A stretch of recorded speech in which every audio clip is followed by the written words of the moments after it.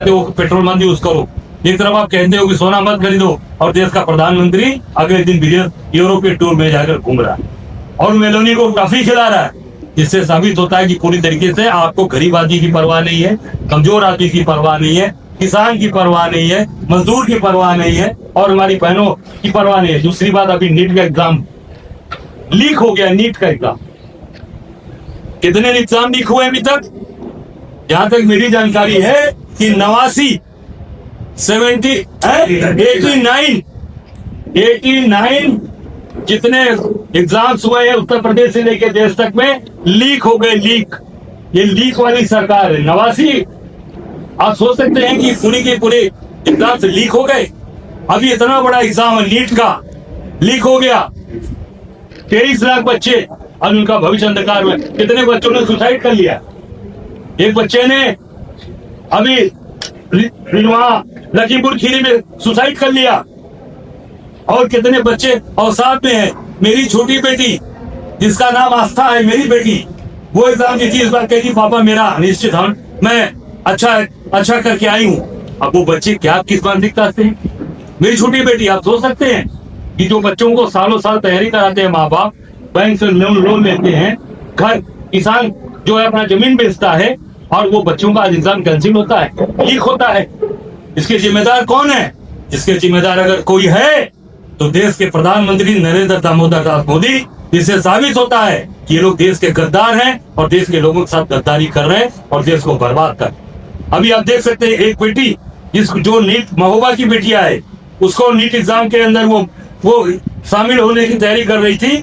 अभी 16 दिन बाद वो खुद चल कर आई है, उसको सिगरेट के से दागा गया, उसके साथ बलात्कार किया। मैं उसके यहाँ कल जा रहा हूँ, मैं सुबह कल महोबा जा रहा हूँ, उस परिवार से मिलने, उस बच्चे से मिलने के लिए जा रहा हूँ। ये आज ऐसे लोग जिनके हाथ में सत्ता है, आज वो बच्चियों का अपमान कर रहे हैं, आज नौजवानों का अपमान कर रहे हैं, और पूरी तरीके से आप देख सकते हैं कि आज जो बच्चे हमारे दिन रात भविष्य हैं, उनको आज पूरी तरीके से बर्बाद किया जा रहा है। आपके सामने ये सारी चीजें हैं जो पूरे देश के अंदर आप देख सकते हैं। नौजवानों के बारे में क्या टिप्पणी की जा रही, क्या कहा जा रहा है, क्या उनके ऊपर किस तरीके की चीजें उनको कहा जा रहा है। ये बच्चों को कॉकरोच, आप सब समझ सकते हैं। जो बेरोजगार बच्चे हैं, जो आज दिन रात संघर्ष कर रहे हैं अपने जीवन के लिए, उनके बारे में किस तरह की टिप्पणी की जा रही। शर्म आनी चाहिए लोगों को। आज नौजवानों को काम नहीं दे सकते, उनको रोजगार नहीं दे सकते, उनकी तुलना कॉकरोच से की जा रही है। ये शर्मिंदगी की वाली बात आज तक देश में कभी नहीं हुआ था। कांग्रेस ने 60 साल शासन किया, कभी आज नौजवान, कभी आज बच्चियां, कभी आज अपने भविष्य के लिए परेशान नहीं थे। उनको मालूम था कितनी नौकरी आ रही है, इसमें बच्चे इतने सिलेक्ट होंगे, इनको काम मिलेगा, और वो बच्चों को कॉकरोच कहा जाएगा। नौजवान बच्चों को आज देश का प्रधानमंत्री, देश का गृह मंत्री या देश के साथ गद्दारी कर रहा है। एग्जाम 89 एग्जाम कैंसिल हो गए, क्यों हो गए? और आप देख सकते हैं इनके बच्चे IAS में आ रहे हैं, इनके बच्चे बड़े बड़े पदों पर बैठ रहे हैं। RSS के लोग वाइस चांसलर बन के बैठे हैं। उनसे पूछा जाता है, RSS के लोगों ये जो VC बनते हैं, उनसे ये नहीं कहा जाता कि आपकी योग्यता क्षमता क्या है। ये कहा जाता है, पूछा जाता है संघ आयु कितनी है, आप संघ आयु बताइए कि संघ आयु कितनी है आपकी, तब आपको वाइस चांसलर बनेंगे। आप योग्य है, क्षमतावान है। ये नहीं पूछा जाए डिग्री कहाँ है आपकी योग्यता किस डिपार्टमेंट में है, आप क्या करेंगे विश्वविद्यालय के लिए। अब ये कहा गया कि आपकी संघ आयु, उसके हिसाब से आपको प्रोफेसर, लेक्चरर, और आपको बड़े वाले प्रोफेसर था मनीष जी, ये लोग वाइस चांसलर बनाना है, तो ये संघ की आयु, वो जाकर क्या करेगा, विश्वविद्यालय को बर्बाद कर रहा है। अब कहीं का विश्वविद्यालय देख लीजिए, हर विश्वविद्यालय को पूरी तरीके से लोगों ने बर्बाद कर दिया और संघ का अड्डा बना दिया, जहां पर पूरी तरीके से देश विरोधी कार्य कर रहे हैं, और पूरी तरीके से उस संस्था का संघीकरण, राजनीतिकरण नहीं, संघीकरण कर दिया।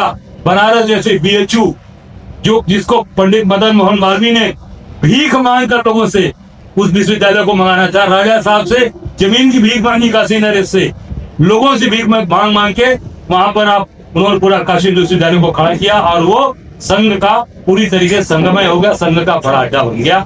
निश्चित तौर से जो राहुल जी ने कहा ये गद्दार है, ये मैं साबित करता हूं कि ये पूरी तरीके से गद्दार हो गए। धन्यवाद।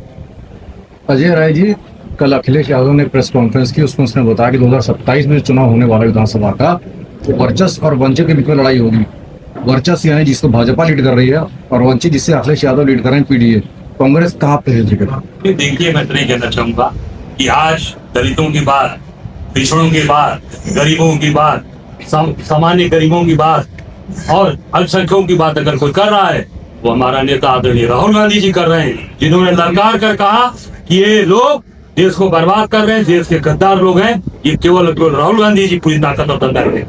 अच्छा अजय राय जी, आप लोग कह रहे हैं कि राहुल गांधी का जो कल का भाषण था, जिसका वक्तव्य था प्रधानमंत्री नरेंद्र मोदी और अमित शाह को लेकर, वो सही था, लेकिन बीजेपी के तमाम नेता ये कह रहे हैं कि ये जो शब्द था एक प्रधानमंत्री के लिए कहीं ना कहीं गलत था और कांग्रेस गद्दार पार्टी है, उसकी पीढ़ियां ही गद्दार रही। अरे भाई, मैं बता रहा हूँ गद्दारी की बात। मैंने बताया ना कि सावरकर गद्दार थे कि नहीं थे, अंग्रेजों से पेंशन लेते थे नहीं लेते थे, ये तो लिखा बकायदा रिकॉर्ड में है, लिखावटी में है। 60 रुपए लेते थे। ये कौन लेता था? ये कांग्रेस के नेता लेते थे कि वीर सावरकर लेते थे। वीर सावरकर, वीर चंद्रशेखर आजाद नहीं कहा जाता, शहीद चंद्रशेखर आजाद, शहीद भगत सिंह, वीर भगत सिंह नहीं कहा जाता। वीर कहा जा रहा है, इसी से आप समझ सकते हैं कि वीर लगाए जा रहे। शहीद है तो शहीद है, इसके लिए किया। ये गद्दार लोग हैं, ये साबित है। और मोदी गद्दार है, ये भी साबित है। ये गद्दारी कर रहे हैं देश के साथ, मेलोडी खा रहे हैं लेकर। आज देश बर्बाद हो रहा है, किसान परेशान है, मजदूर परेशान है, डीजल पेट्रोल नहीं मिल रहे। आप चले जाइए जरा लखनऊ के बाहर, डीजल पेट्रोल की आज पेट्रोल टंकियों को नहीं मिल रहा है। आप पता लगा सकते हैं, कहीं दूर दराज से उन्नाव में चले जाइए, सीतापुर चले जाइए, सारे पेट्रोल टंकियों पर पेट्रोल गैस नहीं है। और लोगों से कहा जाता है कि 30 लीटर से ऊपर आप पेट्रोल नहीं देंगे, 30 लीटर से ऊपर डीजल नहीं देंगे। ये साबित करता है कि ये गद्दार है और पूरी तरीके से हम प्रमाणित ये कह रहे हैं।